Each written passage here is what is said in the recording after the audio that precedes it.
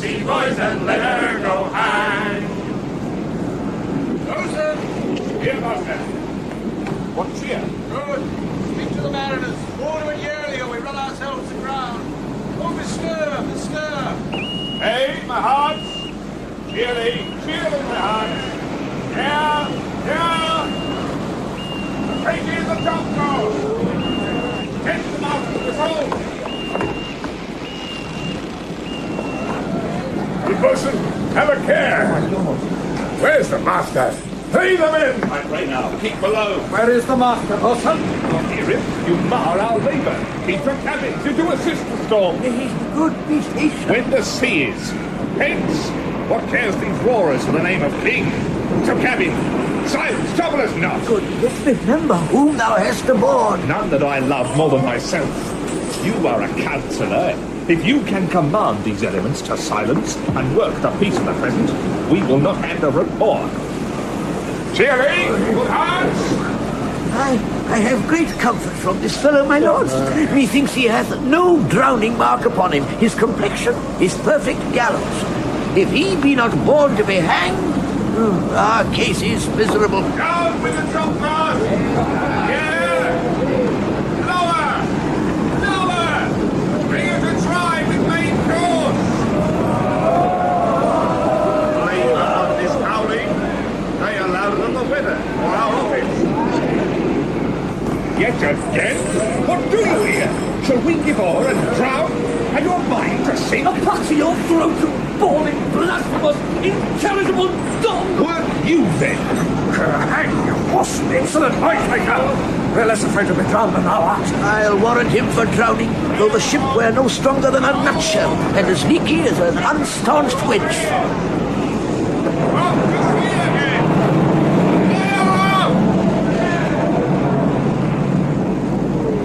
King and Prince of Prayers, let's assist them, for our case is as theirs. I'm out of patience. We are merely cheated of our lives by drunkards. This white-topped rascal, wouldst thou mind lie drowning the washing of 10 tides? He'll be hanged yet, though every drop of water swear against it, and gape at wide, don't let him. Let all sing with the king. Let's take leave of it. Oh, would I give 1,000 furlongs of sea for an acre of barren ground, long heath, brown furs, anything.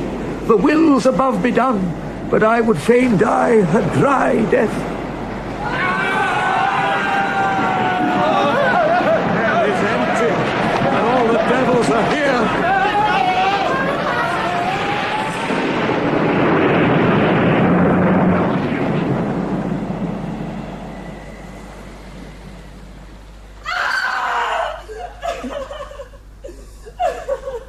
If by your art, my dearest father, you have put the wild waters in this roar, allay them. The sky, it seems, would pour down stinking pitch. Whether the sea, mounting to the welkin's cheek, dashes the fire out. Oh, I have suffered with those that I saw suffer. A brave vessel who had no doubt some noble creature in her, dashed all to pieces. Oh, the cry did knock against my very heart. Poor souls, they perish. Had I been any god of power, I would have sunk the sea within the earth, or ere it should the good ship so have swallowed, and the fraughting souls within her. Be collected. No more amazement. Tell your piteous heart there's no harm done. Oh, woe the dead! No harm. I have done nothing but in care of thee. Of thee, my dear one, thee, my daughter, who art ignorant of what thou art, not knowing of whence I am, nor that I am more better than Prospero, master of a full poor cell, and thy no greater father. More to know did never meddle with my thoughts. 'Tis time I should inform thee farther. Lend thy hand, and pluck my magic garment from me. So, lie there, my art. Wipe thou thine eyes. Have comfort. The direful spectacle of the wreck, which touched the very virtue of compassion in thee, I have with such provision in mine art, so safely ordered, that there is no soul, no, not so much perdition as an hair, betid to any creature in the vessel, which thou heardst cry, which thou saw'st sink. Sit down, for thou must now know farther. You have often begun to tell me what I am, but stopped and left me to a bootless inquisition, concluding, Stay not yet. The hour's now come. The very minute bids thee ope thine ear, obey, and be attentive. Canst thou remember a time before we came unto this cell? Well, I do not think thou canst, for then thou wast not out 3 years old. certainly, sir, I can. By what? By any other house or person? Of anything the image tell me that hath kept with thy remembrance. 'Tis far off, and rather like a dream than an assurance that my remembrance warrants. Had I not 4 or 5 women once that tended me? Thou hadst. Yeah, and more, Miranda. But how is it that this lives in thy mind?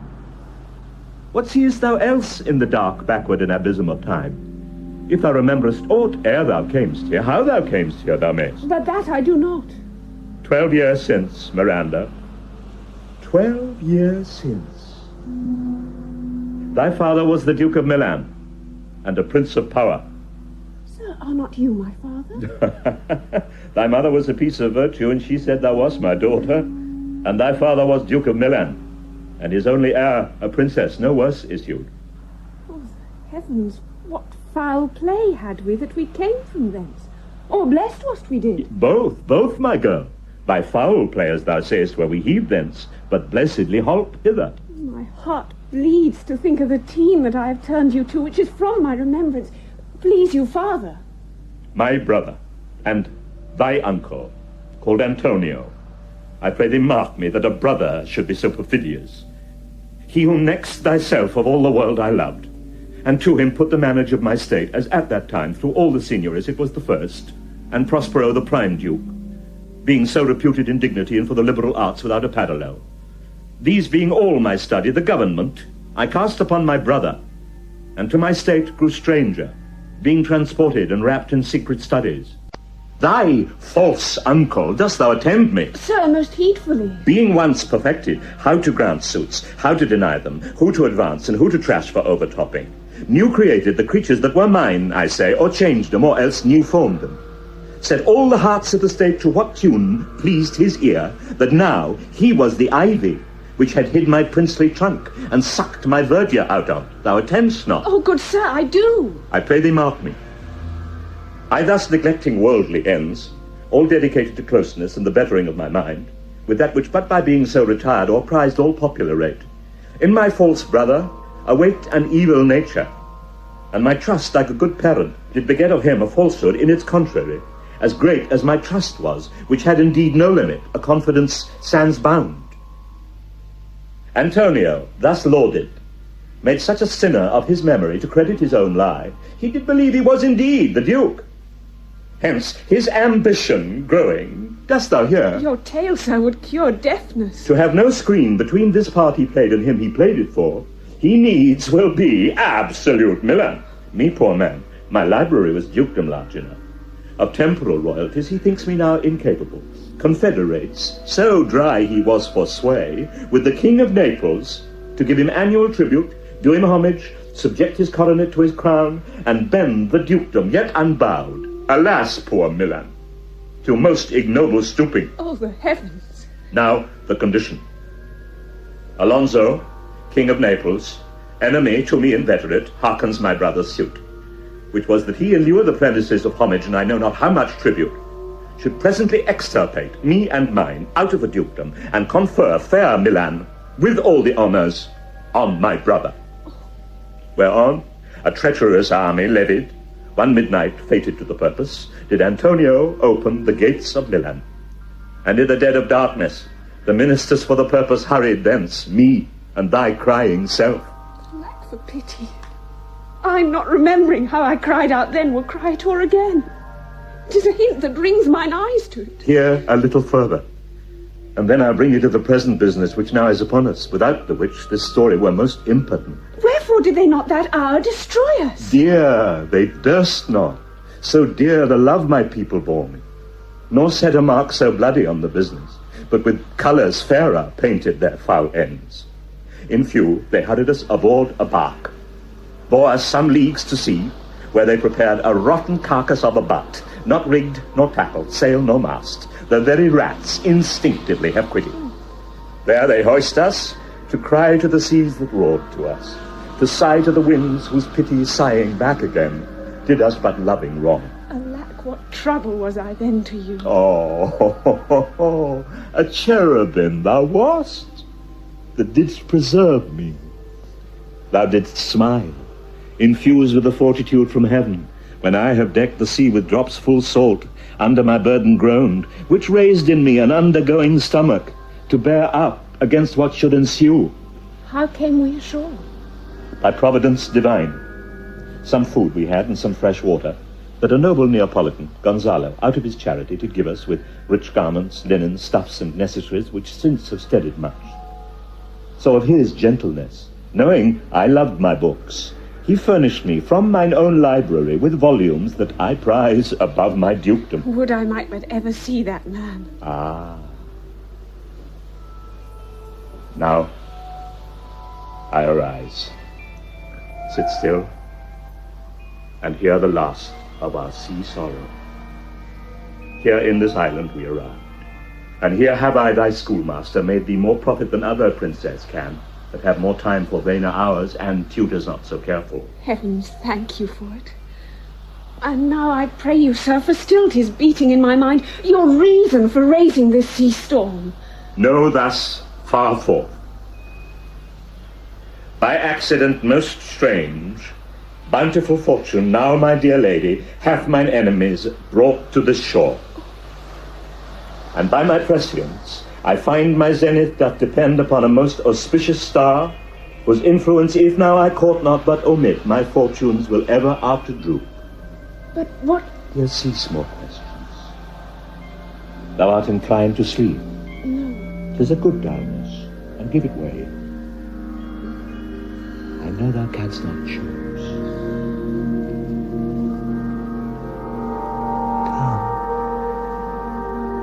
Come away. Servant, come. I am ready now. Approach, my Ariel. Come. Oh, hail, brave master, brave sir, hail. I come to answer thy best pleasure, be it to fly, to swim, to dive into the fire, to ride on the curled clouds, to thy strong bidding task, Ariel, and all his quality. Hast thou spirit performed to point the tempest that I bade thee? To every article. I boarded the king's ship, now on the beak, now in the waist, the deck, and every cabin I flamed amazement. Sometime I divide and burn in many places. On the topmast, the yards, and bowsprit would I flame distinctly, then meet and join.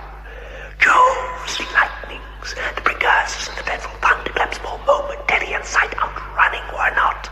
The fire and cracks of sulphurous roaring, the most mighty Neptune seemed to besiege, and make his bold waves tremble, yea, his dread trident shake.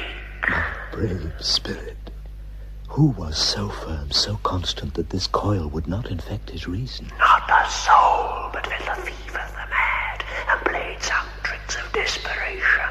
All but mariners plunged in the foaming brine and quit the vessel, then all afire with me. The king's son, Ferdinand, with hair upstaring, then, like reeds not hair, was the first man that leaped, cried, Hell is empty, and all the devils are here. Oh, that's my spirit.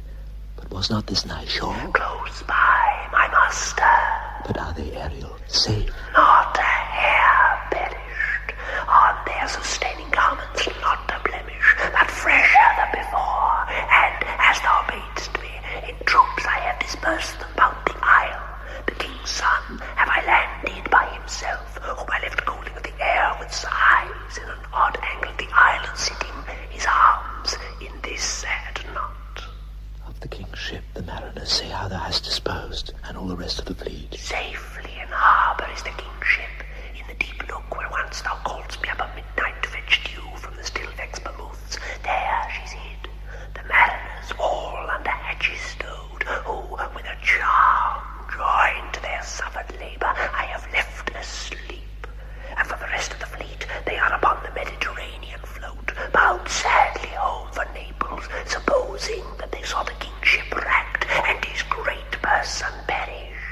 Ariel, I charge, exactly is performed. But there's more work. What is the time of the day? Past the mid-season. At least 2 glasses. The time twixt 6 and now must by us both be spent most preciously. Is there more toil? Since thou dost give me pains, let me remember thee what thou hast promised, which is not yet performed me. How now, moody?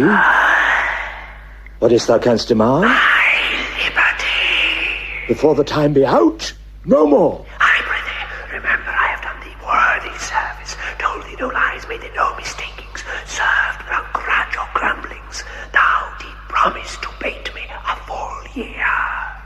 Dost thou forget from what a torment I did free thee? No. Thou dost, and think'st it much to tread the ooze of the salt deep, to run upon the sharp wind of the north, to do me business at the veins of the earth when it is baked with frost. I do not, sir. Thou liest, malignant thing. Hast thou forgot the foul witch Sycorax, who with age and envy was grown into a hoop? Hast thou forgot her? No, sir. Thou hast. Where was she born? Speak, tell me. Sir, in our chair. Oh, was she so?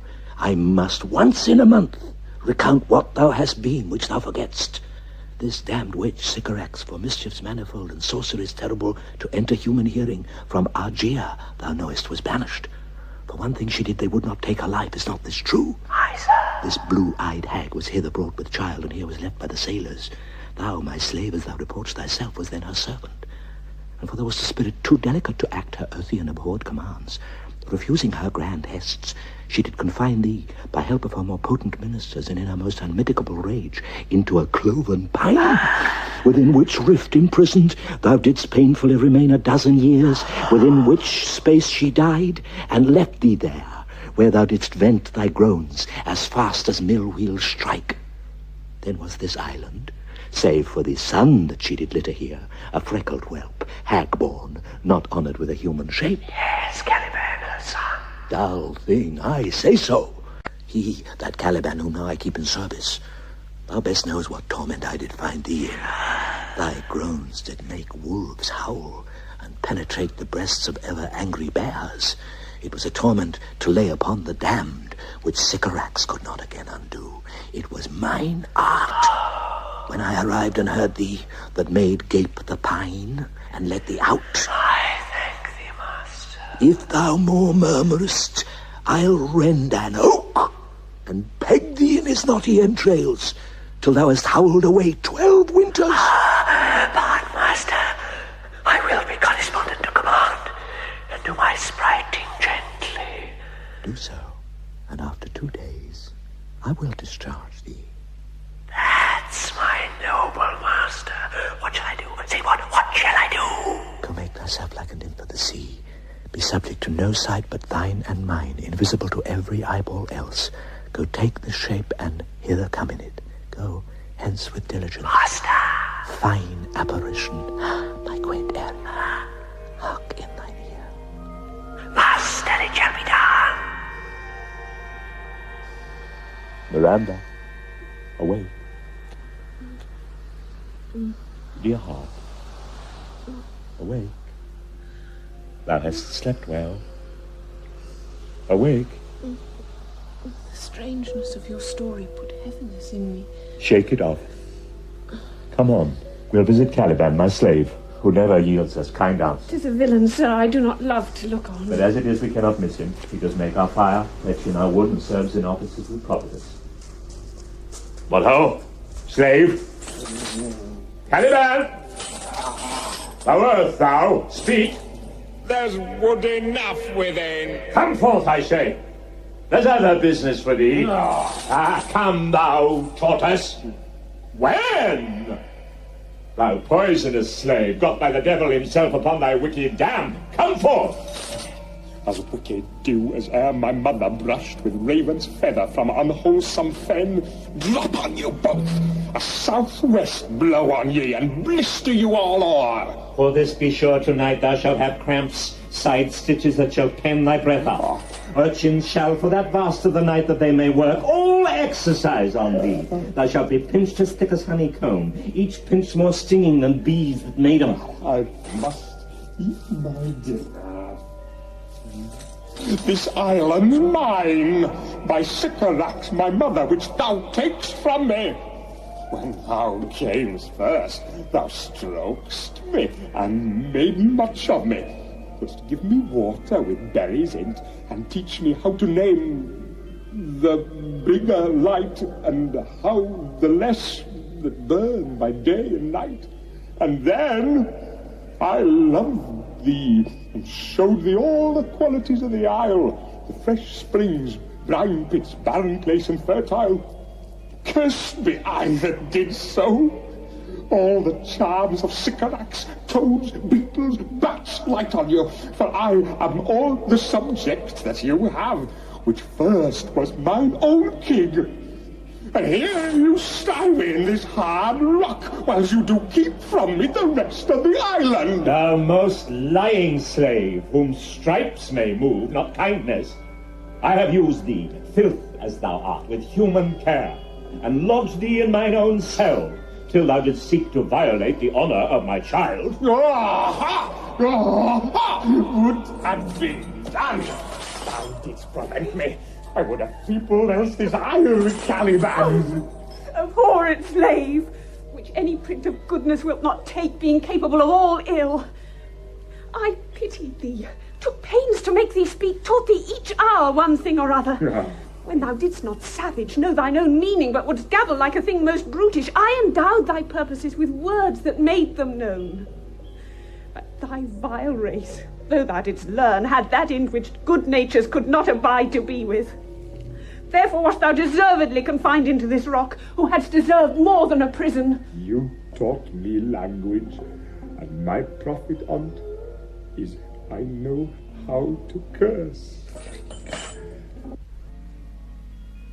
The Red Plague rid you for learning me your language. Hag seed, hence! Fetch us in fuel, and be quick, God best, to answer other business. What shrubst thou, malice, if thou neglect'st, or dost unwillingly what I command? I'll rack thee with old cramps, fill all thy bones with aches, make thee roar that beasts shall tremble at thy din. No, pray thee! I must obey. His art is of such power it would control my dam's god, Setebos, and make a vassal of him. So, slave, hence!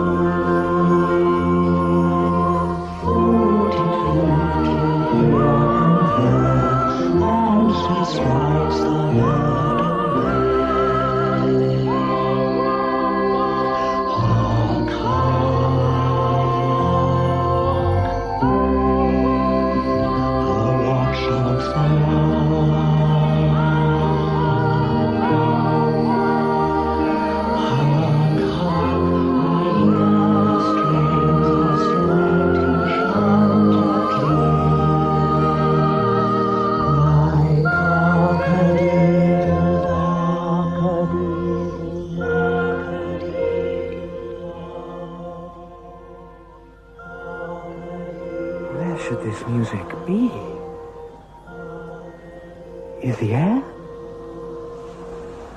Or the earth? It sounds no more. And sure it waits upon some god of the island.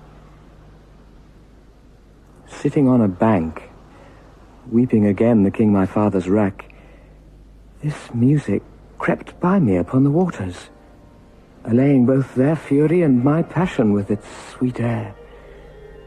Thence I have followed it, or it hath drawn me, rather. But 'tis gone. Now, it begins again.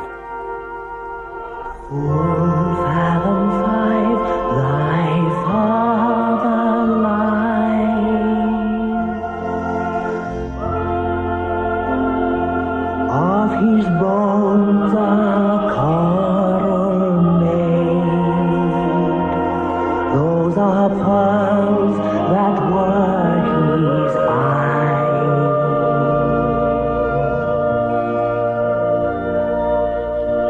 Nothing of him that doth fade, but doth suffer a sea change.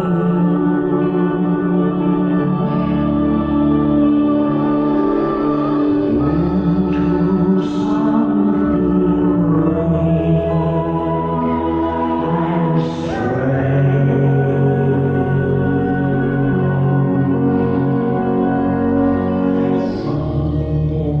Hourly ring his knell.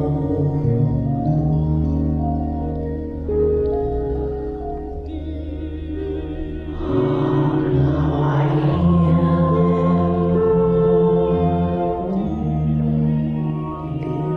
The ditty does remember my drowned father.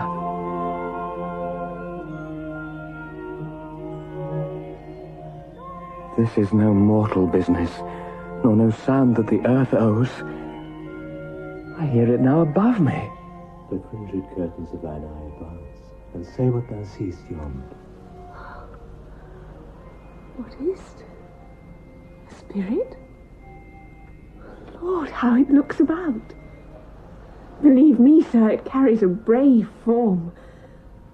But 'tis a spirit. No, wench, it eats and sleeps and hath such senses as we have, such. This gallant which thou seest was in the rag, but is something stained with grief, its beauty's canker. Thou mightst call him a goodly person. He hath lost his fellows, and strays about to find them. I might call him a thing divine, for nothing natural I ever saw so noble. It goes on, I see, as my soul prompts it. Spirit, fine spirit, I'll free thee within 2 days for this. Most sure, the goddess on whom these airs attend. Vouchsafe my prayer may know if you remain upon this island, and that you will some good instruction give how I may bear me here. My prime request, which I do last pronounce, is, oh, you wonder if you be maid or no. No wonder, sir, but certainly a maid. My language! Heavens! I am the best of them that speak this speech, when I but where 'tis spoken. How, the best? What wert thou if the King of Naples heard thee? A single thing as I am now that wonders to hear thee speak of Naples. He does hear me, and that he does I weep. Myself and Naples, with mine eyes never since it ebbed, beheld the king my father racked. Alack for mercy! His faith and all his lords, the Duke of Milan and his brave son being twain. The Duke of Milan and his more braver daughter could control thee if now 'twere fit to do it. At the first sight they have changed eyes. Delicate Ariel, I'll set thee free for this. A word, good sir. I fear you have done yourself some wrong. A word. Why speaks my father so ungently? This is the third man that e'er I saw. The first that e'er I sighed for. Pity move my father to be inclined my way. Oh, if a virgin, and your affection not gone forth, I'll make you the Queen of Naples. They are both in either's powers. But this swift business I must uneasy make, lest too light winning make the prize light. One word more. I charge thee that thou attend me. Thou dost here usurp the name thou owest not, and hast put thyself upon this island as a spy to win it from me, the lordom. No, as I am a man. There's nothing ill can dwell in such a temple. If the ill spirit have so fair a house, good things will strive to dwell with. Follow me. Father! Speak not you for him. He is a traitor. Come, I'll manacle thy neck and feet together. Sea water shalt thou drink. Thy food shall be the fresh brook mussels, withered roots and husks, wherein the acorn cradled. Follow. No! I will resist such entertainment till mine enemy has more power. Oh, dear father, make not too rash a trial of him, for he's gentle and not fearful. What I say, my foot, my tutor, put thy sword up, traitor. Who makes the show but dares not strike? Thy conscience is so possessed with guilt. Come from thy ward, for I can here disarm thee with this stick and make thy weapon drop. Beseech you, father. Hence, hang not on my garment. Sir, have pity, I'll be his surety. Silence. One word more shall make me chide thee, if not hate thee. What an advocate for an impostor? Hush! Thou thinkst there is no more such shapes as he, having seen but him and Caliban. Foolish wench. To the most of men this is a Caliban, and they to him are angels. My affections are then most humble. I have no ambition to see a goodlier man. Come on, obey. Thy nerves are in their infancy again, and have no vigor in them. So they are. My spirits, as in a dream, are all bound up. My father's loss, the weakness which I feel, the wreck of all my friends, nor this man's threats to whom I am subdued are but light to me. Might I but through my prison once a day behold this maid. All corners else of the earth let liberty make use of. Space enough have I such a prison. It works. Come on, follow me. Thou hast done well, fine Ariel. Hark what else thou shalt do me. Be of comfort. My father's of a better nature, sir, than he appears by speech. This is unwonted which now came from him. Thou shalt be free as mountain winds, but then exactly do all points of my command. To the syllable. Come, follow. Father! Speak not for him.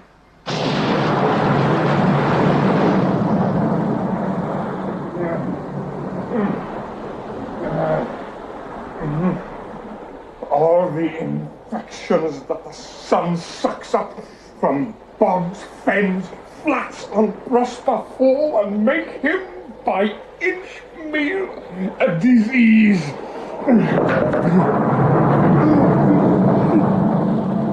Spirits hear me, and yet I needs must curse. But they'll nor pinch, fight me with urchin shows, pitch me in the mire, nor lead me like a firebrand in the dark out of my way unless he bid them. But for every trifle they set upon me, sometime like apes that mow and chatter at me, and after bite me, then like hedgehogs which lie tumbling in my barefoot way and mount their pricks at my footfall. Sometime am I all wound with adders who with cloven tongues do hiss me into madness. Lo, now lo, here comes a spirit of his and to torment me for bringing wood in slowly. I'll fall flat. Perchance he will not mind me. Oh, well, he is neither bush nor shrub to bear off any weather at all. And another storm brewing. I hear it, sing in the wind. Yon same black cloud, yon huge one, looks like a foul bombard that would shed his liquor. If it should thunder as it did before, I know not where to hide my head. Yon same cloud cannot choose but fall by pale fools. Oh, what do we hear? A man or a fish? Dead? Or alive? The fish. Yes, he smells like a fish. A very ancient and fish-like smell. Poor. Here were I in England now, as once I was, and had but this fish painted, not a holiday fool there but would give a piece of silver. There would this monster make a man. Any strange beast there makes a man. When they will not give a doit to relieve a lame beggar, they will lay out 10 to see a dead Indian. His leg like a man, and his fins like arms. Warm its troth. Oh, I do now let loose my opinion. Hold it no longer. This is no fish, but an islander that hath lately suffered by a thunderbolt. The storm is come again. My best way is to creep under his gabardine, but there is no other shelter hereabout.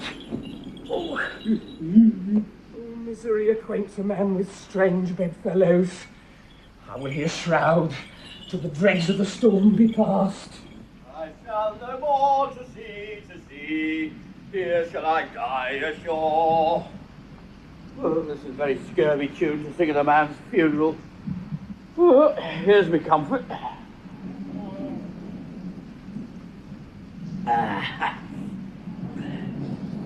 The master, the swabber, the boatswain and I, the gardener and his mate, boom boom, love Malmec and Marion and Marjorie, but none of us cared for Kate. Oh no, for she had a tongue with a tang, would cry to a sailor, don't hang. She loved not the savour of tar nor of pitch, yet a tailor might scratch her.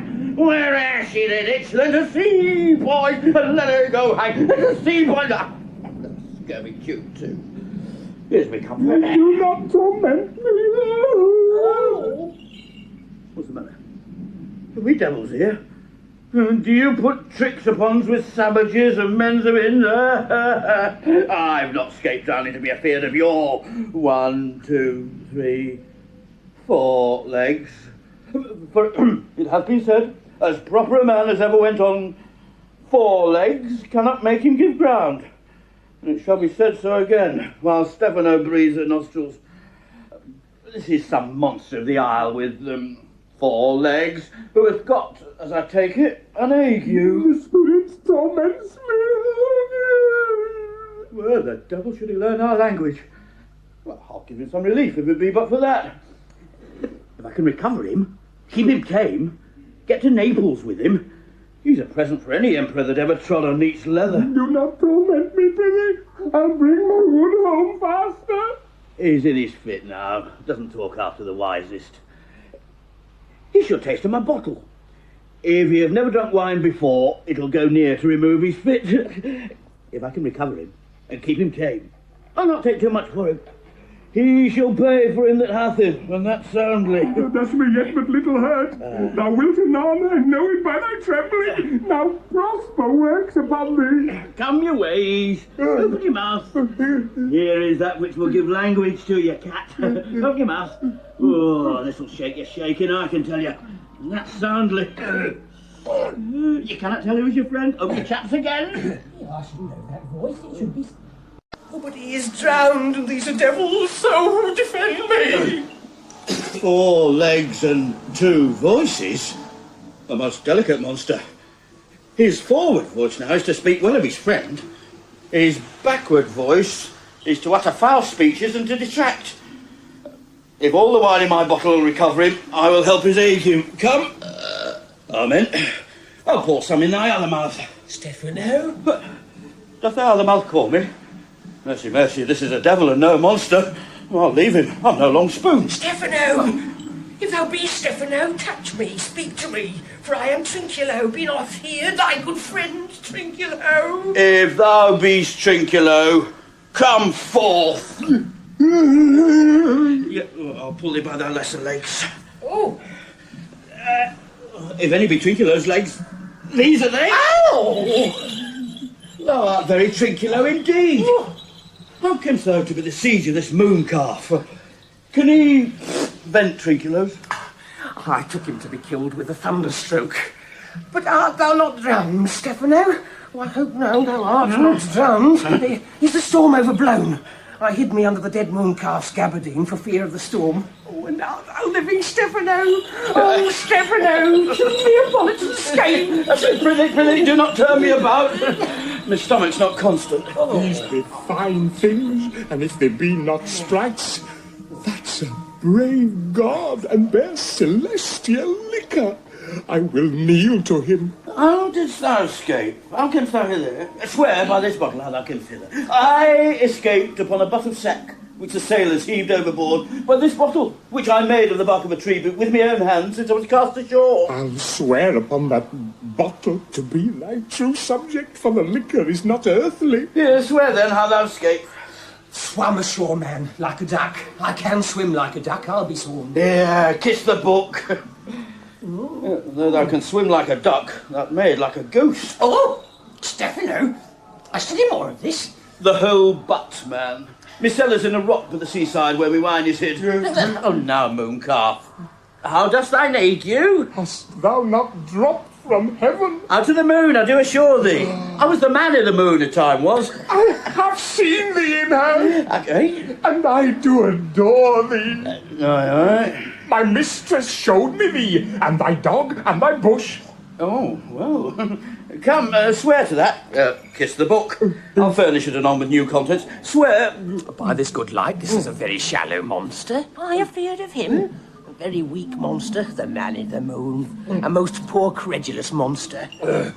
Well-drawn monstery, good sooth. I'll show thee every fertile inch of the island, and I will kiss thy foot, I prithee be my God. Why is this light? A most perfidious and drunken monster. When his god's asleep, he'll rob his bottle. I'll kiss thy foot, I'll swear myself thy subject. Come on then, down and swear. I should laugh myself to death at this puppy-headed monster. A most scurvy monster. I could find in my heart to beat him. Come, kiss. Poor monsters in drink, an abominable monster. I'll show thee the best springs, I'll pluck thee berries, I'll fish for thee, and get thee wood enough.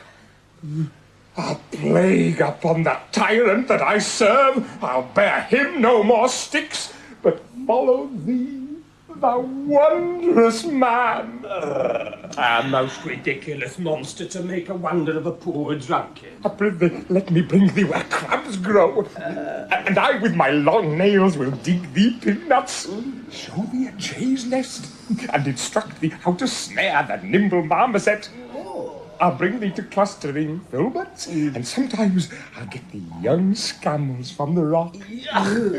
Wilt thou go with me? I prithee, now lead the way without any more talking. Trinculo, the king, and all our company else being drowned, we will inherit here. Here, bear my bottle, monster. Oh, fellow Trinculo, we'll fill him by and by again. Farewell, master! Farewell! Farewell! Monster, a drunken monster. No more dams I'll make for fish, nor fetch inquiring, up inquiring, nor straight treachery, nor wash dish. Ban, Caliban has a new master. Get a new man. Oh, brave monster! Lead the way. Freedom. High day. High day. Freedom. Freedom. High day.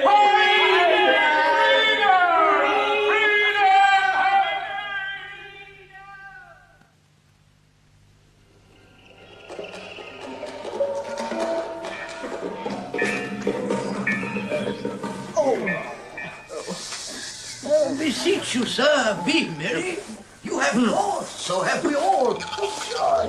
For our escape is much beyond our loss. Our hint of woe is common. Every day some sailor's wife, the masters of some merchant, and the merchant have just our theme of woe. But for the miracle, I mean our preservation, few in millions can speak like us. Then wisely, good sir, weigh our sorrow with our comfort. Prithee, peace. He receives comfort like cold porridge. The visitor will not give him more, sir. Look, he's winding up the watch of his wit. By and by it will strike. Sir, One dealt. when every grief is entertained that's offered, comes to the entertainer. $1. Dolor comes to him indeed. You have spoken truer than you purposed. You have taken it wisely, and I meant to so. Therefore, my lord. I prithee, spare. Aye, what a spendthrift he is of his tongue. Well, I have done. But yet. He will be talking. Which of he or Adrian, for a good wager, first begins to crow? The old cock. The cockerel. Done. The wager? A laughter. A match. Sir, though this island seemed to be deserted, So you're paid. uninhabitable and almost inaccessible, Yes. yet Could not miss. it must needs be of subtle, tender, and delicate temperance. The air breathed upon us here most sweetly. As if it had lungs and rotten ones. Or as 'twere perfumed by a fen. Here is everything advantageous to life. True, save means to live. For that there's none or little. How lush and lusty the grass looks. How green. The ground indeed is tawny. With an eye of green in it. He misses not much. No, he does not mistake the truth totally. But the rarity of it is, which is indeed almost beyond credit. As many vouch rarities are. that our garments, being as they were drenched in the sea, hold notwithstanding their freshness and glosses, being rather new dyed than stained with salt water. If but one of his pockets could speak, would it not say he lies? I, or very falsely, pocket up his report. Methinks our garments are now as fresh as when we put them on first in Africa at the marriage of the king's fair daughter Claribel to the king of Tunis. It was a sweet marriage, and we prosper well in our return. Tunis was never graced before with such a paragon to their queen. Not since widow Dido's time. Widow? A pox of that. How came that widow in? Widow Dido. What if he'd said widower any arse too? Widow Dido, said you? Oh, you make me study of that. She was of Carthage, not of Tunis. This Tunis was Carthage. Carthage? Yeah, I assure you. Carthage. Oh. What impossible matter will he make easy next? I think he will carry this island home in his pocket and give it his son for an apple. Aye, Carthage. Sir. Why, in good time. Sir, we were talking that our garments seem now as fresh as when we were at Tunis at the marriage of your daughter, who is now queen. And the rarest that e'er came there. Save, I beseech you, widow Dido. Is not so my doublet as fresh as the first day I wore it? I mean, in a sort. That sort was well fished for. When I wore it at your daughter's marriage. You crammed these words into mine ears against the stomach of my sense. Would I had never married my daughter there, for coming thence my son is lost, and in my rate she too, who is so far from Italy removed, I ne'er again shall see her. O thou, mine heir of Naples and of Milan, what strange fish hath made his meal on thee? Sir, he may live. No. I saw him beat the surges under him and ride upon their backs. He trod the water whose enmity he flung aside, and breasted the surge most swoln that met him. His bold head above the contentious waves he kept, and oared himself with his good arms in lusty stroke to the shore, that o'er his wave-worn basis bowed as stooping to relieve him.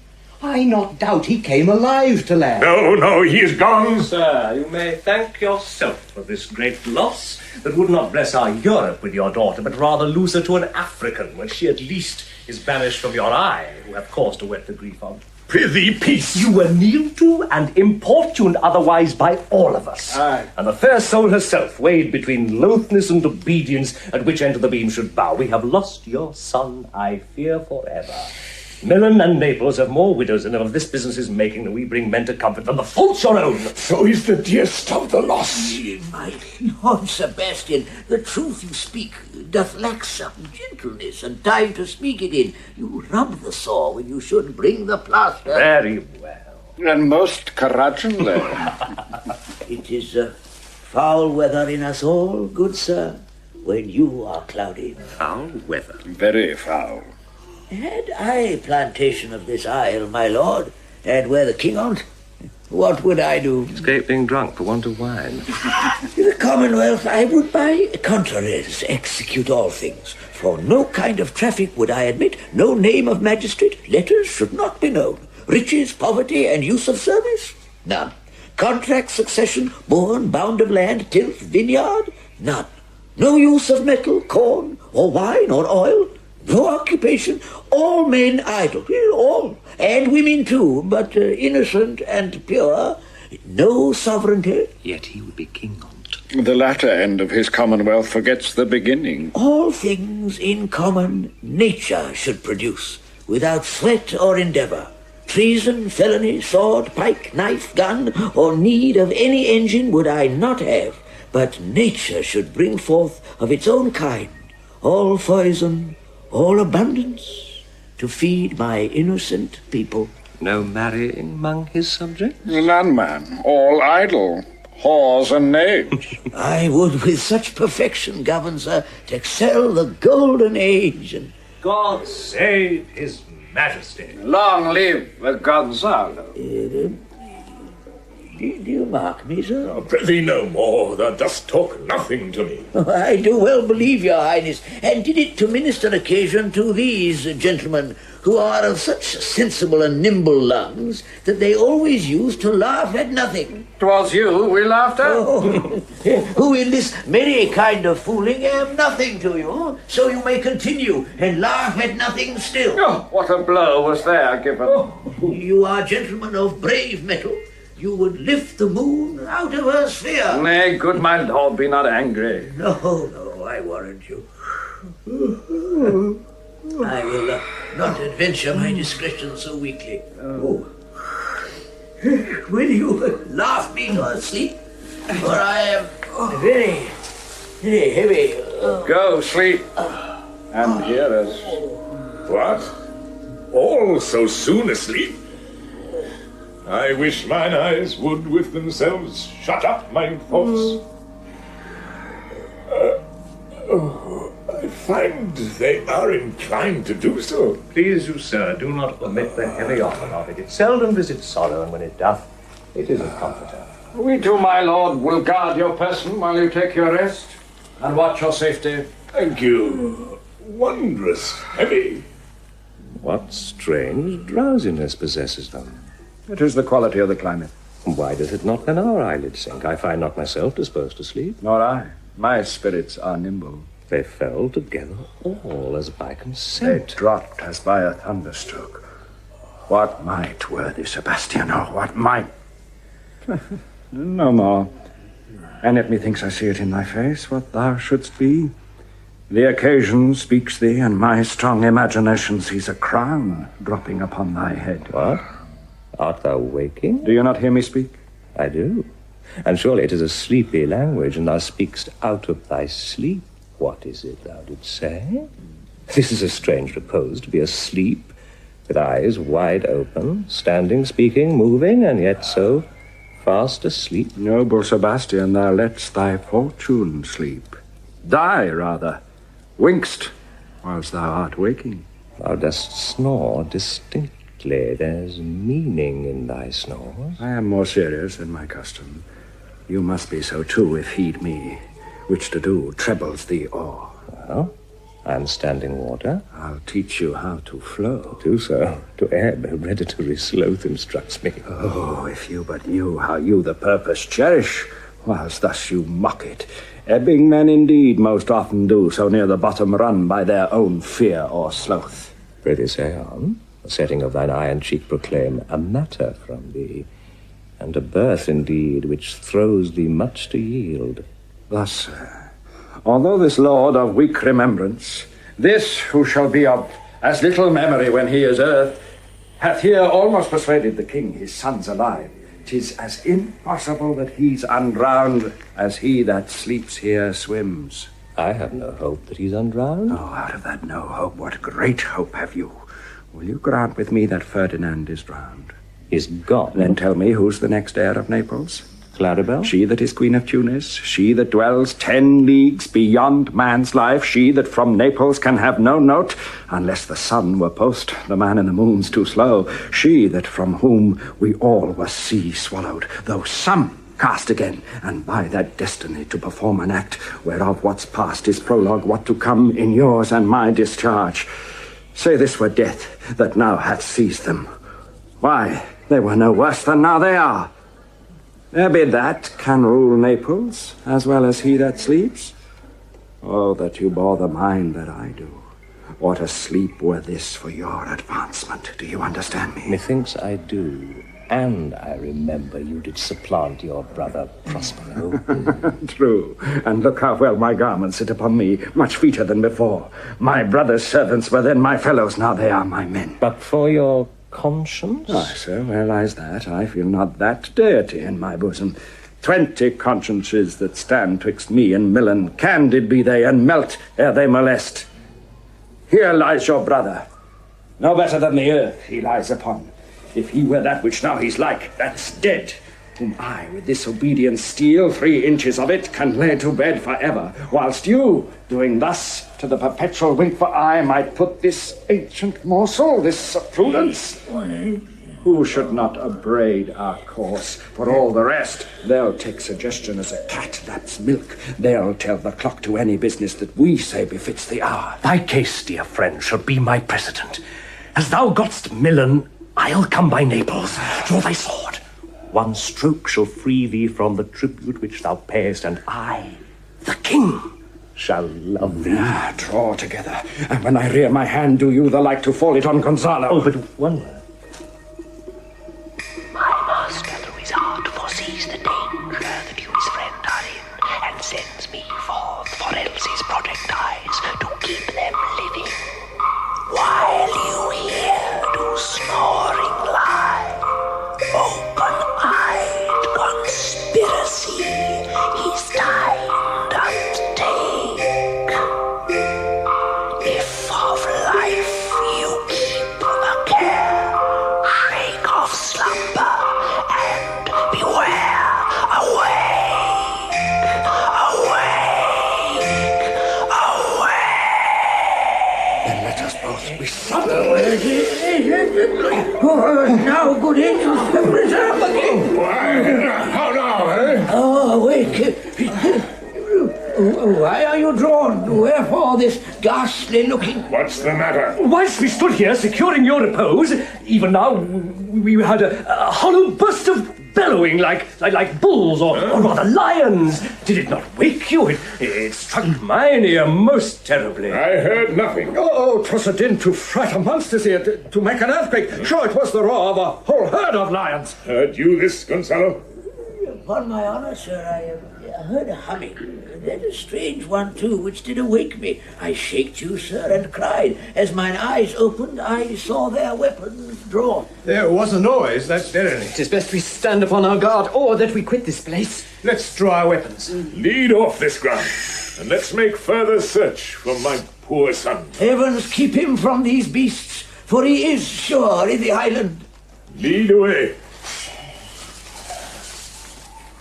Prospero, my lord, shall know what I have done. So, king, go safely on to seek thy son.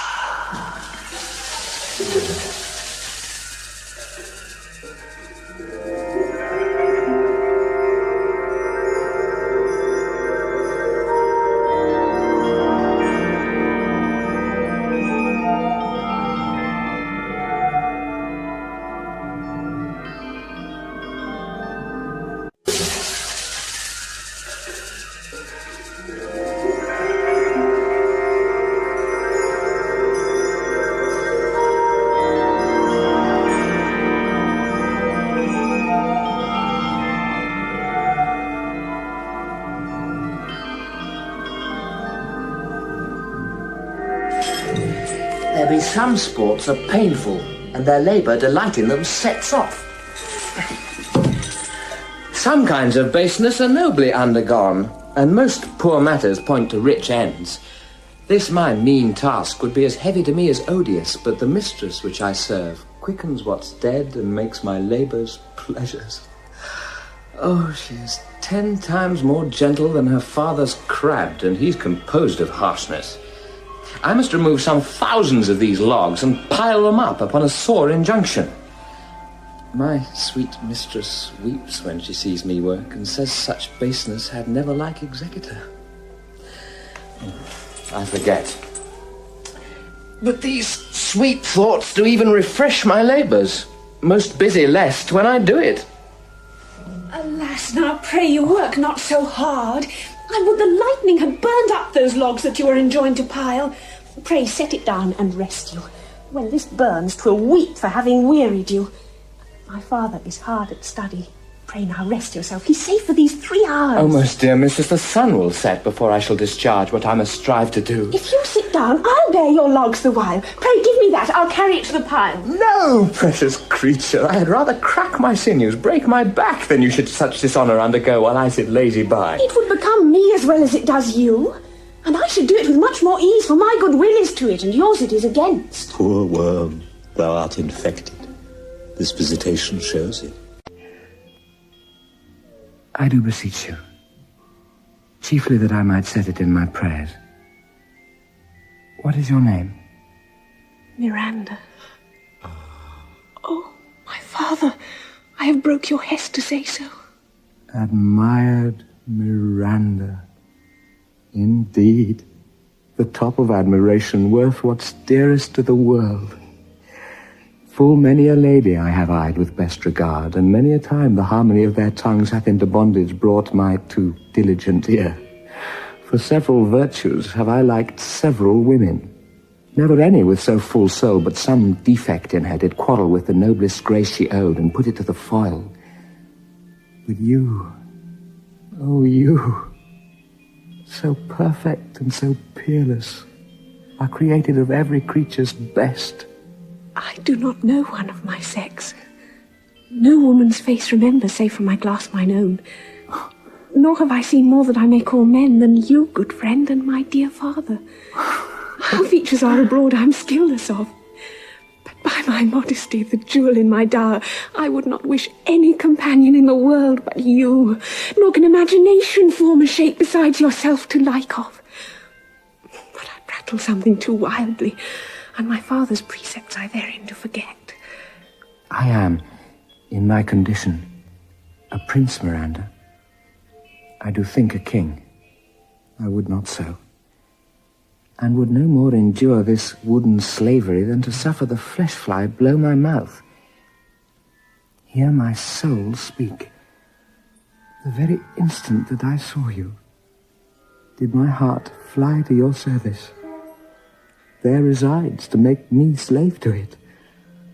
And for your sake am I this patient log man.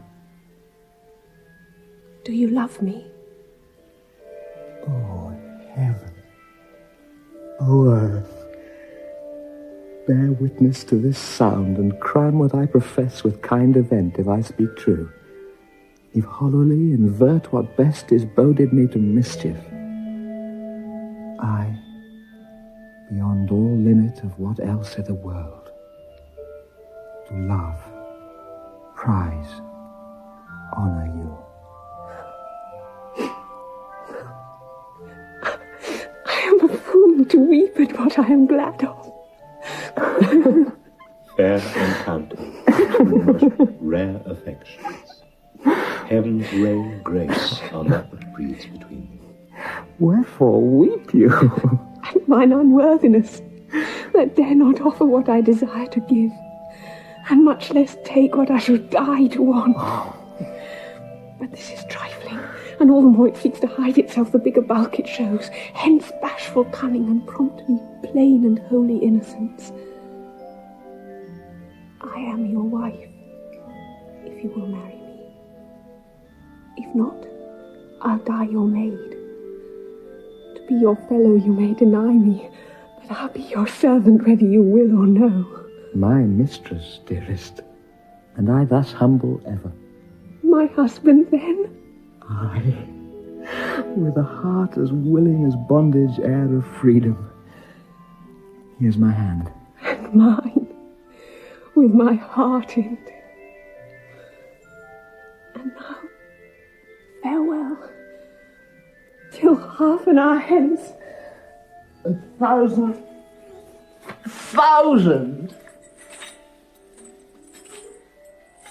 So glad of this as they I cannot be who are surprised with all, but my rejoicing at nothing can be more. I'll to my book, for yet ere supper time must I perform much business appertaining.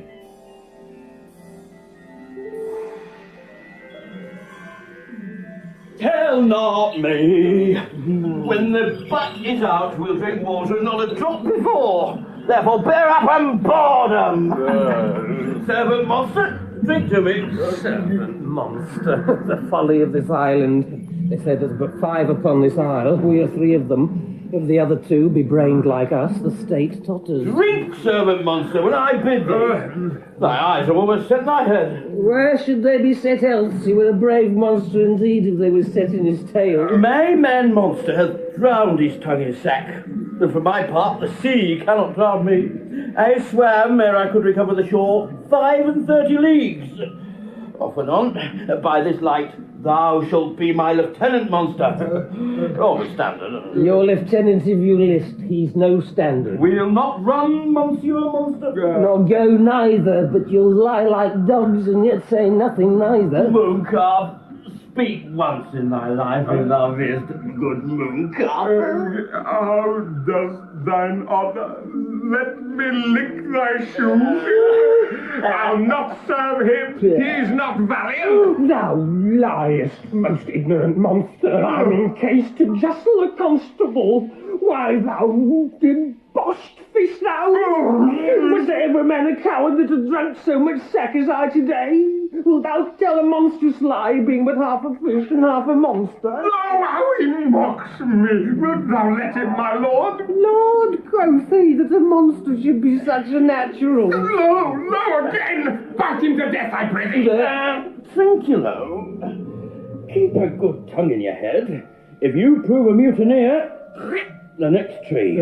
The poor monster's my subject, and he shall not suffer indignity. I thank my noble lord. Wilt thou be pleased to hearken once again to the suit I made to thee? Marry, will I? Kneel, and repeat it. I will stand, and so shall Trinculo. As I told thee before, I am subject to a tyrant, a sorcerer that by his cunning hath cheated me of this island. Thou liest. Thou liest! Hey? Thou jesting monkey, thou! Would my valiant master would destroy me? I do not lie! Trinculo, if you trouble him any more in his tale, for this hand, I'll supplant some of your teeth. I said nothing. Mum, then, and no more. Proceed. I say, by sorcery he got this isle. From me he got it. If thy greatness will revenge it on him, for I know thou darest, but this thing darest not. That's most certain. Thou shalt be lord of it, and I'll serve thee. How shall this be compassed? Canst thou bring me to the party? Yea, my lord. I'll yield him thee asleep, where thou mayest knock a nail into his head. Thou liest, thou canst not. What a biding is this, thou scurvy patcher?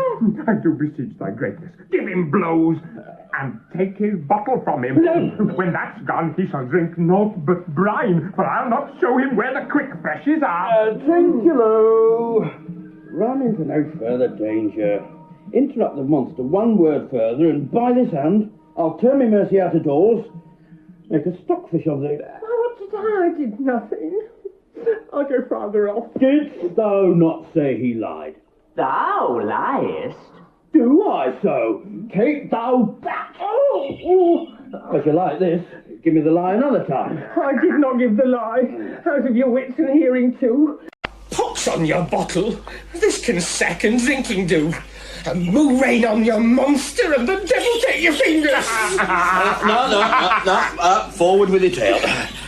Prithee, stand further off. Beat him enough. After a little time, I'll beat him too. Stand further. Come, proceed. Why, as I told thee, 'tis a custom with him in the afternoon to sleep. There thou mayest brain him, having first seized his books. With a log batter his skull, or paunch him with a stake, or cut his weasand with thy knife. Remember, first to possess his books.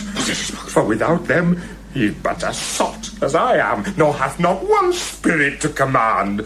They all do hate him as rootedly as I. Burn but his books. He has brave utensils, for so he calls them, which when he has a house he'll deck withal.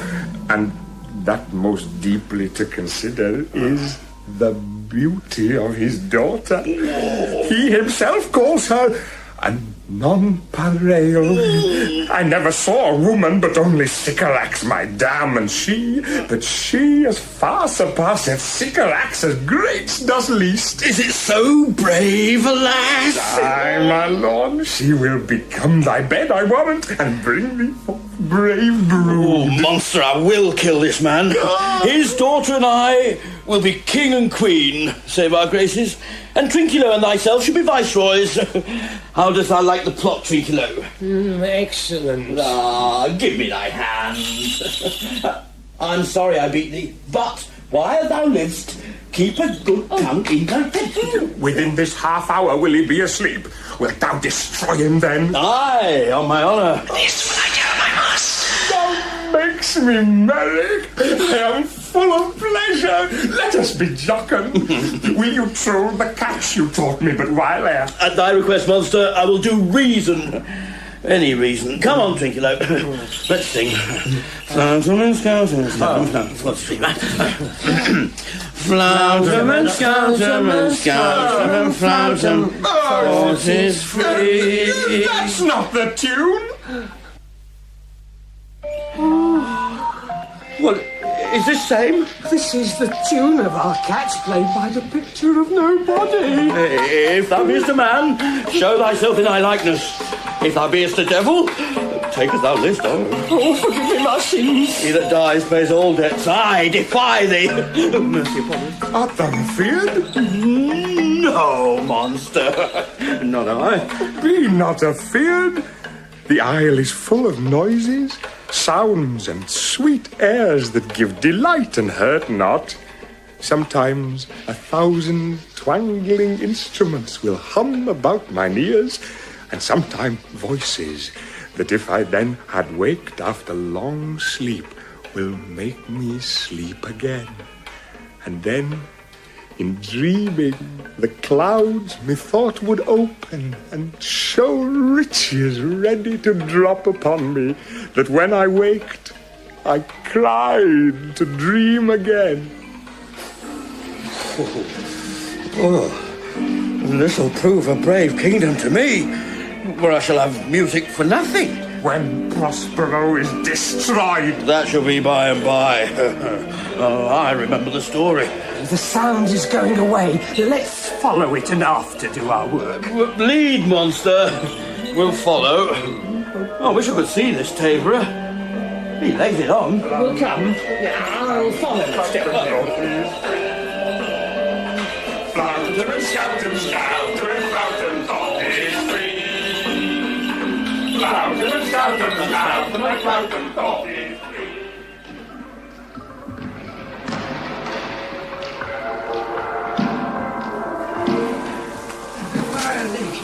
I can go no further, sir. My old bones ache. Here's a maze trod indeed through forthright and meanders. By your patience, I needs must rest me. Oh, Lord, I cannot blame thee, who am myself attached with weariness to the dulling of my spirits. Sit down and rest. Even here will I put off my hope and keep it no longer for my flatterer. He is drowned whom we thus stray to find, and the sea mocks our frustrate search on land. Well, let him go. I am right glad that he's so out of hope. Do not for one repulse forgo the purpose that you resolved to effect. The next advantage will we take thoroughly. Let it be tonight, for now they are oppressed with travel. They will not nor cannot use such vigilance as when they're fresh. I say tonight no more. What harmony is this, my good friends? Hark! Marvelous, sweet music. Give us time, keepers, heavens. What are these? A living drollery. Now I will believe that there are unicorns. That in Arabia there is one tree, the phoenix throne. One phoenix at this hour reigning there. I'll believe both. And what does else want credit? Come to me and I'll be sworn. 'Tis true. Travellers ne'er did lie. No fools at home condemn them. If in Naples I should report this now, would they believe me if I should say I saw such islanders? For certes, these are people of the island, who, though they are of monster shape, yet note their manners are more gentle, kind, than of our human generation you shall find many, nay, almost any. Honest lord, thou hast said well. For some of you there present are worse than devils. I cannot too much muse, such shapes, such gesture, and such sound, expressing, although they want the use of tongue, a kind of excellent dumb discourse. Praise in departing. They've vanished strangely. Well, no matter, since they've left their viands behind, for we have stomachs. Please do taste of what is here. Not I. Faith, sir, you need not fear. We were boys. Who would believe that there were mountaineers, bullet-like bulls, whose throats had hanging at them wallets of flesh? Or that there were such men whose heads stood in their breasts, which now we find, each put out of 5 for 1, will bring us good warrant of. I will stand to and feed, although my last, no matter, since I feel the best is past. Brother, my lord the Duke, Lord, stand to and do as we.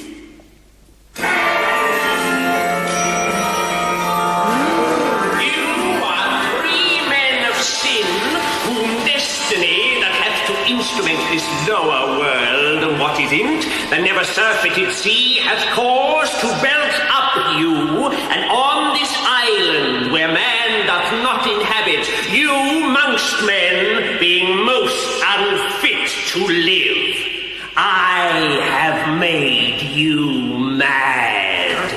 And even with such like valor men hang and drown their proper selves. You fools! I and my fellows are ministers of fate. The elements of whom your swords are tempered may as well wound the loud winds, or be bemocked at stabs till the still closing waters as diminish one dowl that's in my plume.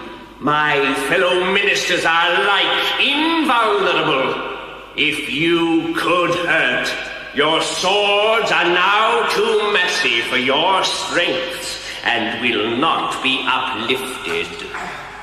But remember, for that's my business to you, that you 3 from Milan did supplant good Prospero, exposed unto the sea which hath requited him and his innocent child, for which foul deed the powers, delaying, not forgetting, have incensed the seas and shores, yea, all the creatures against your peace. Thee of thy son Alonso they have bereft, and do pronounce by me lingering perdition, worse than any death can be at once, shall step by step attend you and your ways, whose wraths to guard you from, which here in this most desolate isle else falls upon your heads, is nothing but heart's sorrow and a clear life ensuing. Bravely the figure of this harpy hast thou performed, my Ariel. A grace it had, devouring. Of my instructions hast thou nothing bated in what thou hadst to say. So with good life and observation strange, my meaner ministers their several kinds have done. My high charms work, and these mine enemies are all knit up in their distractions. They now are in my power. And in these fits I leave them, while I visit young Ferdinand, whom they suppose is drowned, and his and mine loved darling. In the name of something holy, sir, why stand you in this strange stare? Oh, it is monstrous, monstrous. Methought the billows spoke and told me of it. The winds did sing it to me, and the thunder that deep and dreadful organ pipe pronounced the name of Prosper. It did bask my trespass. Therefore my son in the ooze is buried, and I'll seek him deeper than e'er trumpet sounded, and within the ground But one field at a time. I'll flank thy legion, Lord. I'll be thy second. All 3 of them are desperate. Their great guilt, like poison given to work a great time after, now begins to bite the spirits. I do beseech you that are of suppler joints, follow them swiftly and hinder them from what this ecstasy may now provoke them to follow. I pray, my lord!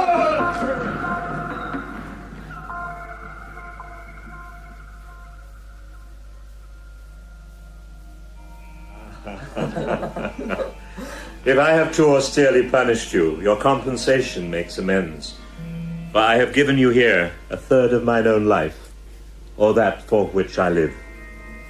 All thy vexations were but my trials of thy love, and thou hast strangely stood the test.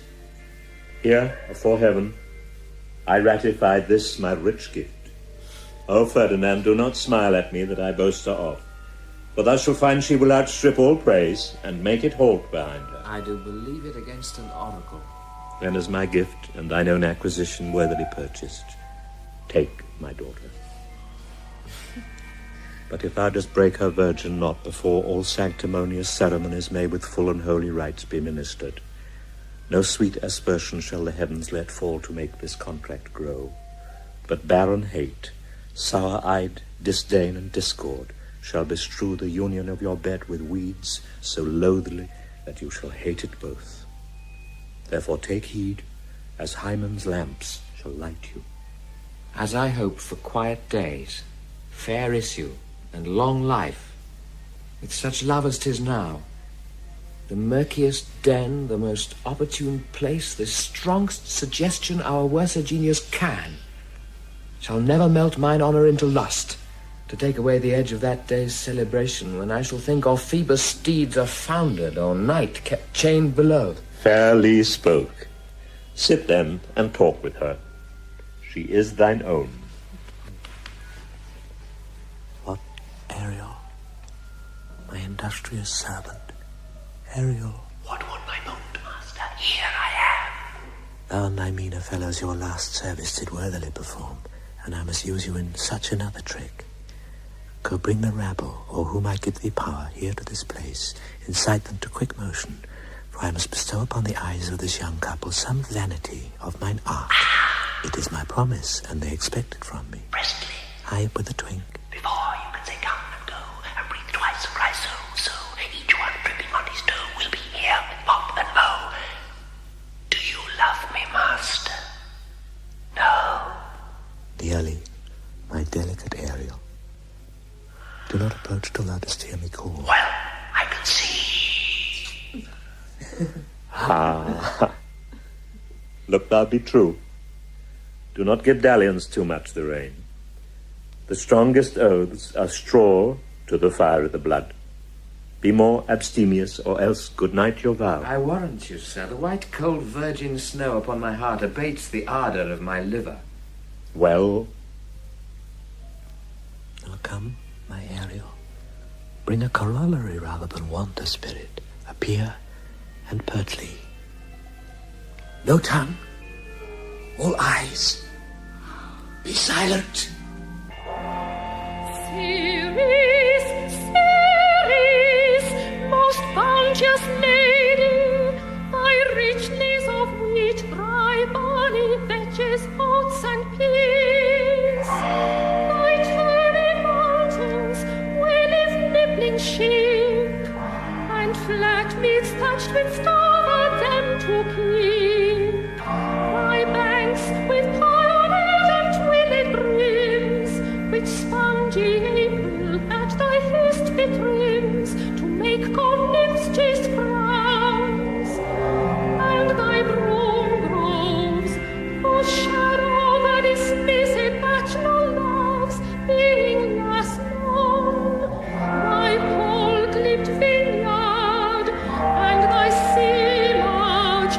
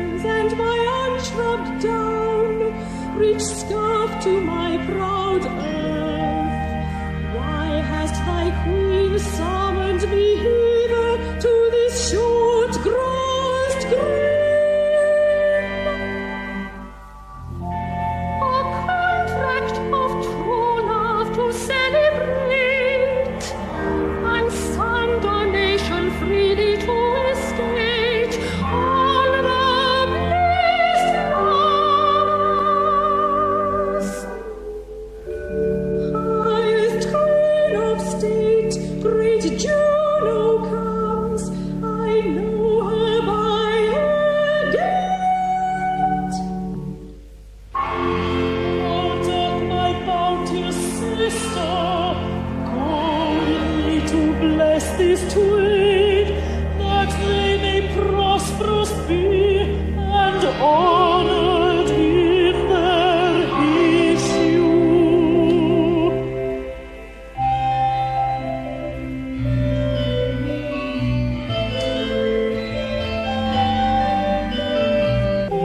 Honor, riches, marriage, blessing, long continuance and increasing. All joys be still upon you. Juno sings her blessings on you.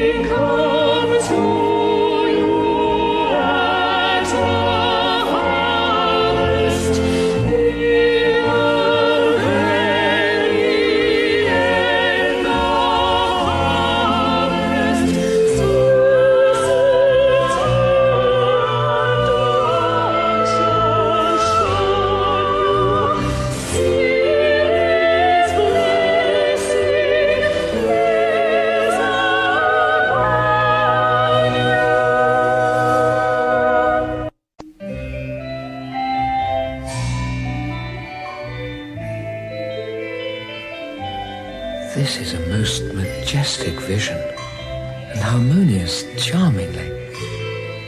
May I be bold to think these spirits? Spirits, which by mine art I have from their confines called to enact my present fancies. Let me live here ever.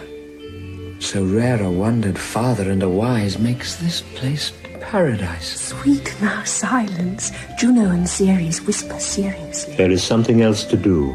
Hush and be mute, or else our spell is marred.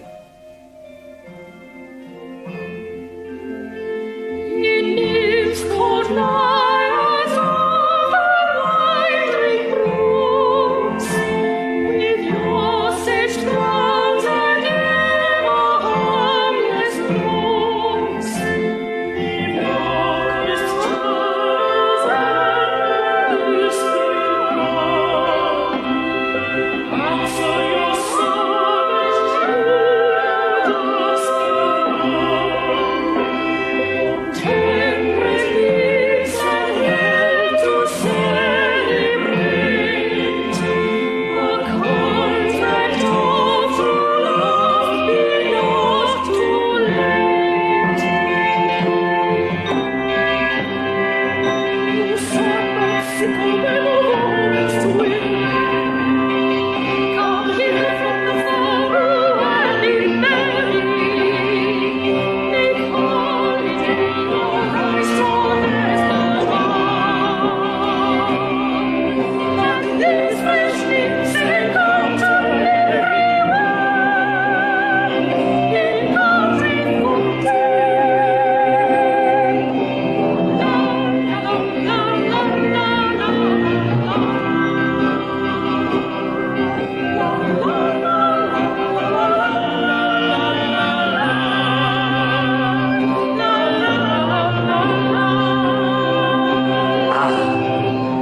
I had forgotten that foul conspiracy of the beast Caliban and his confederates against my life.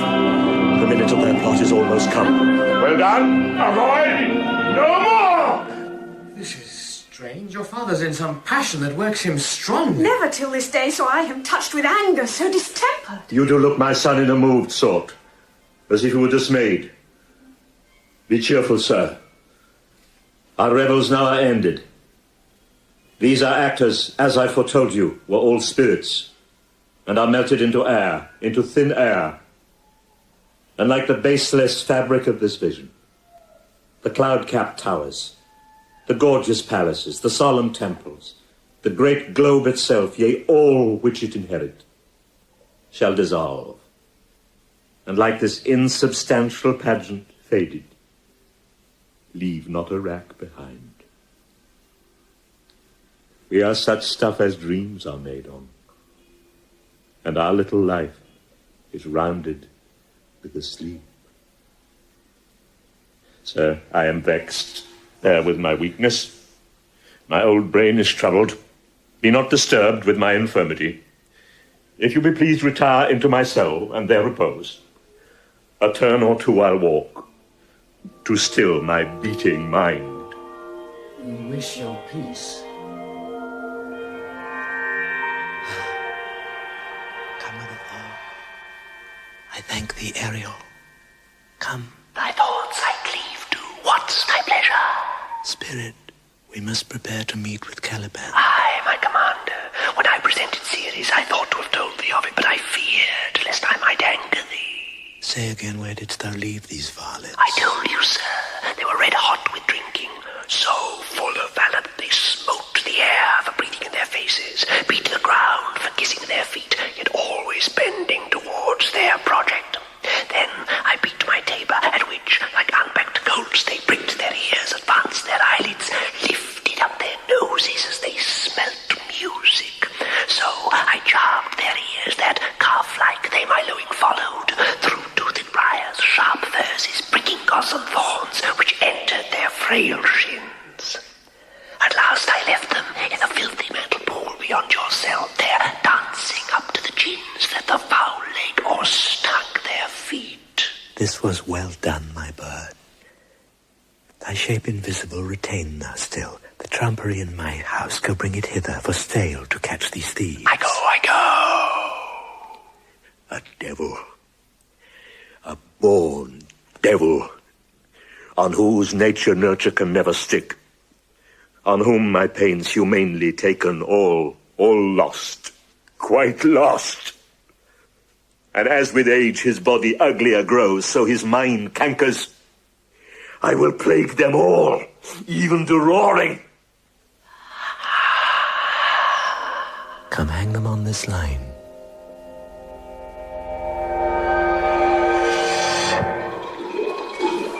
Pray you, tread softly, that the blind mole may not hear a footfall. We now are near his cell.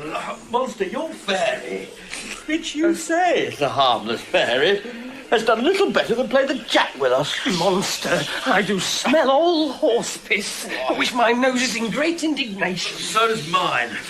Do you hear, monster? If I should take a displeasure against you, look you... Thou wert but a lost monster. Oh, good my lord, give me thy favour still. Be patient, for the prize I'll bring thee to shall hoodwink this mischance. Therefore, speak softly. All's hushed as midnight yet.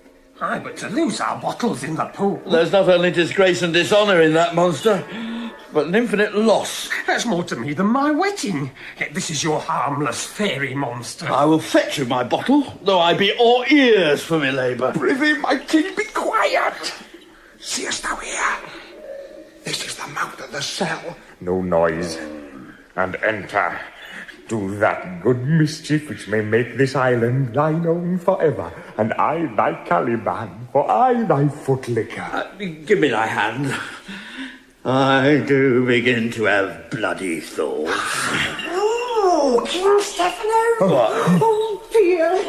Oh, worthy Stefano, look what a wardrobe here is for thee. Oh, let it alone, thou fool! It is but trash! Oh, monster, we know it belongs to a frippery.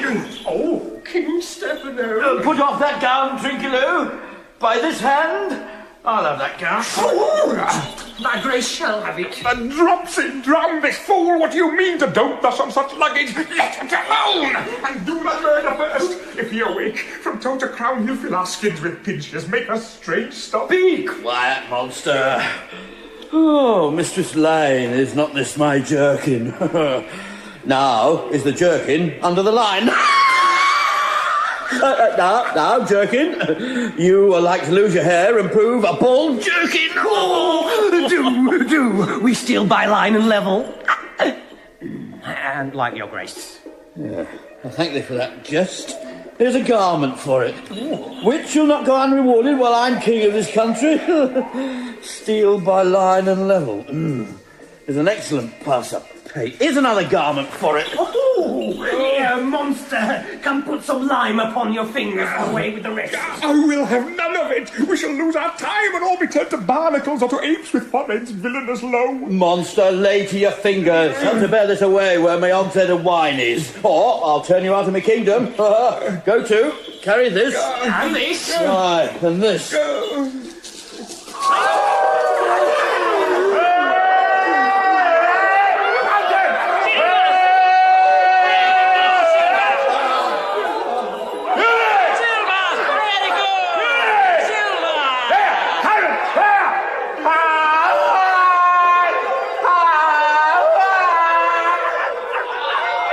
Charge my goblins that they grind their joints with dry convulsions, shorten up their sinews with aged cramps, and more pinch-spotted make them than pard or catamountain. Hark, they roar. Let them be hunted soundly, for a little follow and do me service. Now does my project gather to a head.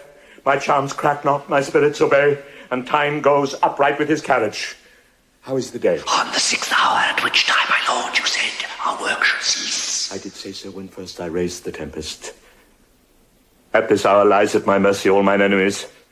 Shortly shall all my labours end, and thou shalt have the air at freedom. Say, my spirit, how fares the king and his followers? Confined together in the same fashion as you gave in charge, just as you left them, all prisoners, sir, in the lying grove which with offends your cell. They cannot budge till your release. The king, his brother, and yours abide all three distracted, and the remainder mourning over them, brimful of sorrow and dismay. But chiefly him that you term, sir, the good old Lord Gonzalo. His tears runs down his beard like winter's drops from eaves of reeds. Your charm so strongly works them that if you now beheld them, your affections would become tender. Dost thou think so, spirit? Mine would, sir, were I human. And mine shall.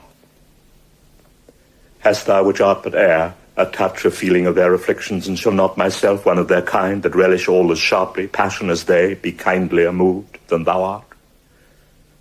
Though with their high wrongs I am struck to the quick, yet with my nobler reason 'gainst my fury do I take part. The rarer action is in virtue than in vengeance. They being penitent, the sole drift of my purpose doth extend not a frown further. Go release them, Ariel.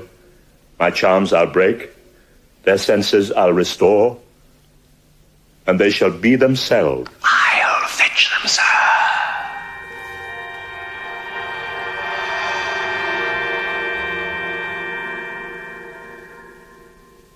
Ye elves of hills, brooks, standing lakes and groves, and ye that on the sands with printless foot do chase the ebbing Neptune and do fly him when he comes back. You demi-puppets that by moonshine do the green sour ringlets make whereof the yew not bites, and you whose pastime is to make midnight mushrooms that rejoice to hear the solemn curfew, by whose aid, weak masters though ye be, I have bedimmed the noontide sun, called forth the mutinous winds, and twixt the green sea and the azured vault set roaring war. To the dread rattling thunder have I given fire, and rifted Jove's stout oak with his own bolt. The strong-based promontory have made shake, and by the spurs plucked up the pine and cedar. Graves at my command have waked their sleepers, oped, and let them forth by my so potent art. But this rough magic I here abjure, and when I have required some heavenly music, which even now I do to work mine end upon their senses that this airy charm is for, I'll break my staff, bury it certain fathoms in the earth, and deeper than did ever plummet sound, drown my book.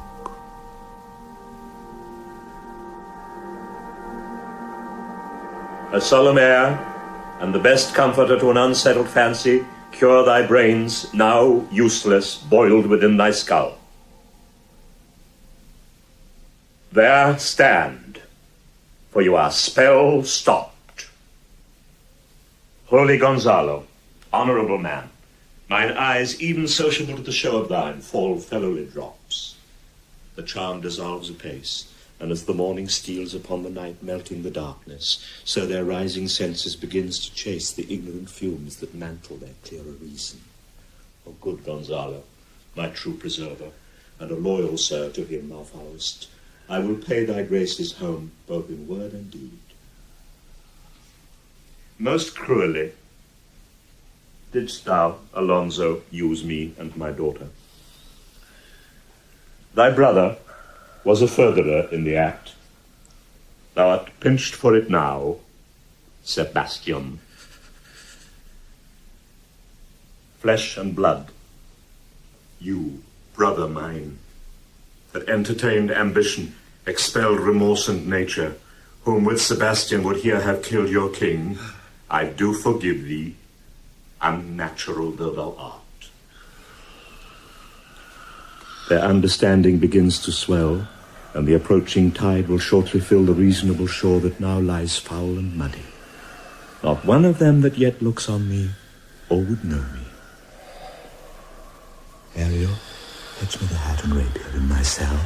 I will discase me and myself present as I was sometime Milan. Quickly, spirit, thou shalt ere long be free. Why, that's my dainty Ariel. I shall miss thee, but yet thou shalt have freedom. So.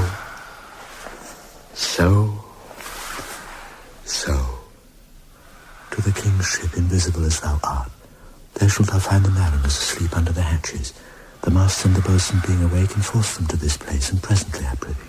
I drink the air before me, and return o'er your pulse twice beat. All torment, trouble, wonder, and amazement inhabit here. Some heavenly power guide us out of this fearful country. Behold, Sir King, the wronged Duke of Milan, Prospero. Brother. For more assurance that a living prince does now speak to thee, I embrace thy body, and to thee and thy company I bid a hearty welcome. Were thou beast he or no, or some enchanted trifle to abuse me, as late I have been, I not know. Thy pulse beats as of flesh and blood, and since I saw thee, the affliction of my mind amends, with which I fear madness held me. Thy dukedom I resign, and do entreat thou pardon me my wrongs. But how should Prospero be living and be here? First, noble Gonzalo, let me embrace thine age, whose honour cannot be measured or confined. Whether this be or be not, I'll not swear. You yet do taste some subtleties of the isle that will not let you believe things certain. Welcome, my friends, all.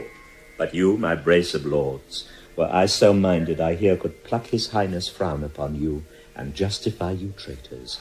At this time, I will tell no tales. The devil speaks now. No. For you, Antonio, whom to call brother would even infect my mouth, I to forgive thy rankest fault, all of them, and require my dukedom of thee, which perforce I know thou must restore. If thou beest Prospero, give us particulars of thy preservation. How thou hast met us here, whom 3 hours since were wrapped upon this shore. Where I have lost, how sharp the point of this remembrance is, my dear son, Ferdinand. I am woe for it, sir. Irreparable is the loss, and patience says it is past her cure. I rather think you have not sought her help, of whose soft grace for the like loss I have her sovereign aid, and rest myself content. You, the like loss? As great to me, though have I means much weaker than you may call to comfort you. For I have lost my daughter. A daughter? Oh, heavens, that they were living both in Naples, the king and queen there. That they were, I wish myself were muddied in that oozy bed where my son lies. When did you lose your daughter? In this last Tempest. I perceive these lords of this encounter do so much admire that they devour their reason. Though you have been jostled from your senses, know for certain that I am Prospero, and that very Duke which was thrust forth of Milan, who most strangely upon this shore where you were racked, was landed to be the lord on't. Welcome, sir, this cell's my court. Here have I few attendants and subjects none abroad.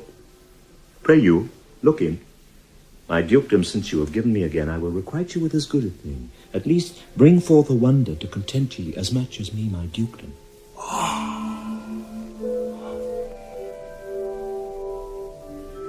Sweet lord, you play me false. No, my dearest love, I would not for the world. Yes, for a score of kingdoms you should wrangle, and I would call it fair play. If this prove a vision of the island, one dear son shall I twice lose. A most high miracle. Though the seas threaten, they are merciful. I have cursed them without cause. Now all the blessings of a glad father compass thee about. Arise and say how thou camest here. Oh, wonder! How many goodly creatures are there here! How beauteous mankind is! Oh, brave new world that has such people in't. 'Tis new to thee. What is this maid with whom thou wast at play? Your oldest acquaintance cannot be 3 hours. Is she the goddess that has severed us and brought us thus together? Sir, she is mortal, but by immortal providence, she's mine. I chose her when I could not ask my father for his advice, nor thought I had one. She is daughter to this famous Duke of Milan, of whom so often I have heard renown, but never saw before, of whom I have received a second life, and second father this lady makes him to me. I am hers. But oh, how oddly will it sound that I must ask my child forgiveness. There, sir, stop. Let us not burden our remembrances with a heaviness that's gone. I have inly wept, or should have spoke ere this. Look down, you gods, and on this couple drop a blessed crown, for it is you that have chalked forth the way which brought us hither. I say amen, Gonzalo. Was Milan thrust from Milan, that his issue should become kings of Naples? Oh, rejoice beyond a common joy, and set it down with gold on lasting pillars. In one voyage did Caliban her husband find at Tunis, and Ferdinand, her brother, found a wife where he himself was lost. Prospero his dukedom in a poor isle, and all of us ourselves, when no man was his own. Give me your hands. Let grief and sorrow still embrace his heart that doth not wish you joy. Be it so. Amen. Oh, look, sir, here is more of us. I prophesied if a gallows were on land, this fellow could not drown. Now, blasphemy that swearst grace overboard, not an oath on shore. Hast thou no mouth by land? What is the news? The best news is that we have safely found our king and company. The next, our ship, which but 3 glasses since we gave out split, is tight and yare and bravely rigged as when we first put out to sea. Sir, all this service have I done since I went. Trixie's spirit. These are not natural events. They strengthen from strange to stranger. Say, how came you hither? If I did think, sir, I were well awake, I'd strive to tell you. We were dead of sleep, and how, we know not, all clapped under hatches, where but even now, with strange and several noises of roaring, shrieking, howling, jingling chains, and more diversity of sounds, all horrible, we were awaked, straightway at liberty, where we, in all our trim, freshly beheld our royal good and gallant ship, our master capering to ire. On a trice, so please you, even in a dream, were we divided from them, and were brought moping hither. Wast well done. Bravely, my diligence, thou shalt be free. This is as strange a maze as e'er men trod, and there is in this business more than nature was ever conduct of. Some oracle must rectify our knowledge. Sir, my liege, do not infest your mind with beating on the strangeness of this business. At pick leisure, which shall be shortly, single I'll resolve you, which to you shall seem probable of every of these happened accidents. Till when be cheerful, and think of each thing well. Come hither, spirit. Set Caliban and his companions free. Untie the spell. Master! How fares, my gracious sir? There are yet missing of your company some few odd lads that you remember not.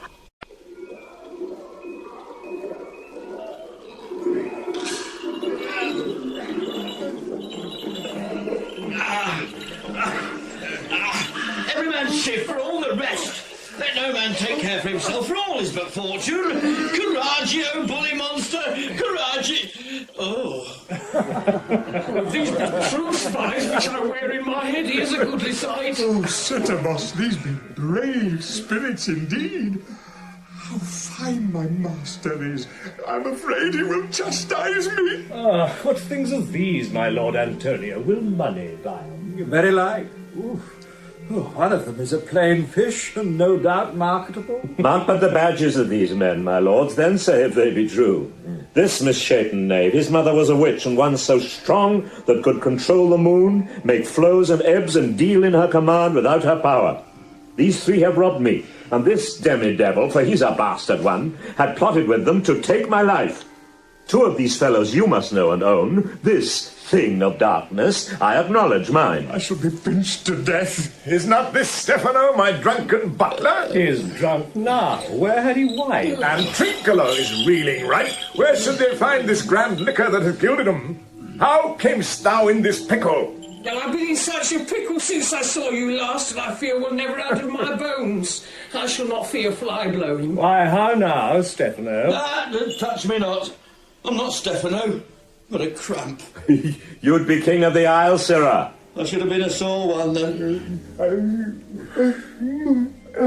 This is a strange thing as e'er I looked on. He is as disproportioned in his manners as in his shape. Go, sirrah, to my cell. Take with you your companions. As you look to have my pardon, trim it handsomely. Aye, that I will.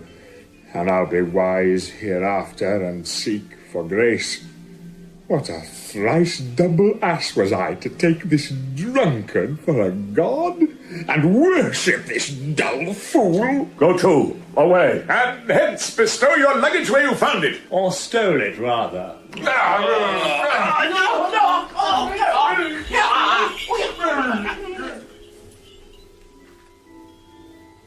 Sir, I invite your highness and your train to my poor cell where you shall take your rest for this one night. And in the morn, I'll bring you to your ship, and so to Naples, where I have hoped to see the nuptial of these our dear beloved solemnized. And thence retire me to my Milan, where every third thought shall be my grave. I long to hear the story of your life, which must take the ear strangely. I'll deliver all, and promise you calm seas, auspicious gales, and sail so expeditious that shall catch your royal fleet far off. Please you, draw near.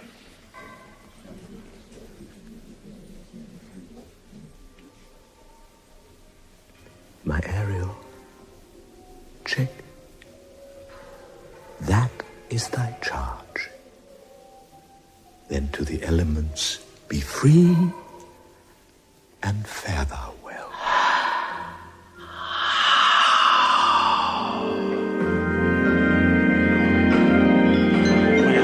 Sucks there, suck I, in our cowslip's bell I lie.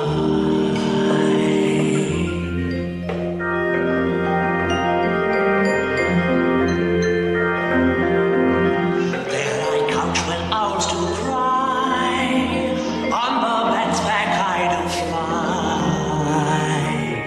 after summer merrily. Merrily, merrily shall I live, under the moss and the tank of bough. Merrily, merrily shall I live now, under the blossom and tank of bough. Merrily, merrily shall I live now. Merrily, merrily, merrily, merrily, merrily, merrily, merrily, merrily, merrily, merrily, merrily.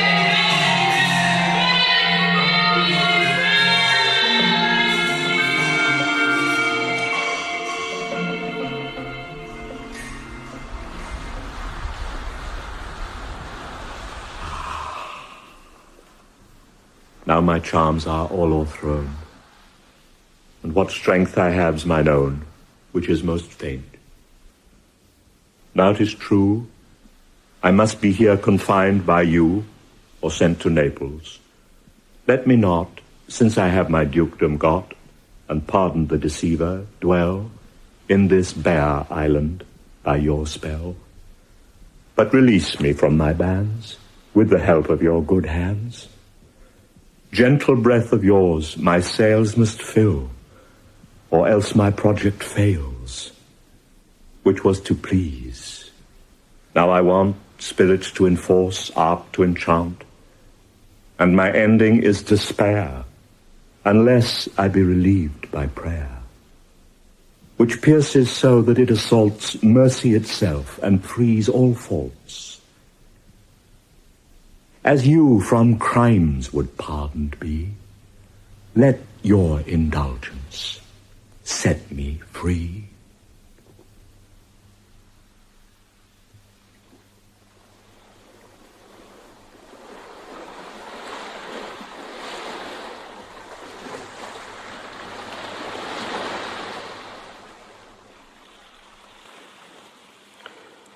Paul Scofield played Prospero in that production of The Tempest by William Shakespeare. Miranda was played by Jane Knowles, Ariel by Ronnie Stevens, and Caliban by Patrick Stewart. Alonso was played by John Justin, Ferdinand by Richard Kay, Antonio by Michael Spice, Sebastian by Charles Kay, and Gonzalo by Timothy Bateson. Adrian and Francisco were played by Anthony Daniels and Alan Rowe. Stefano was played by Rod Kinnear. Trinkaloo by Terry Scully and the Bosun by Williams Lee. In the Mask, Iris was sung by Patricia Hooper, Ceres by Prudence Lloyd, and Juno by Doreen Walker. The musicians were electric piano Mike Westbrook, Hammond organ Clive Heath, electric harpsichord Christopher Hogwood, electric guitar Brian Godding, electric bass Butch Potter, percussion John Mitchell, and the vibraphonist was Tristram Fry. The music producer was Paul Reading. Radio adaptation and production for the BBC was by Ian Cottrell in collaboration with David Kane, who composed and conducted the music.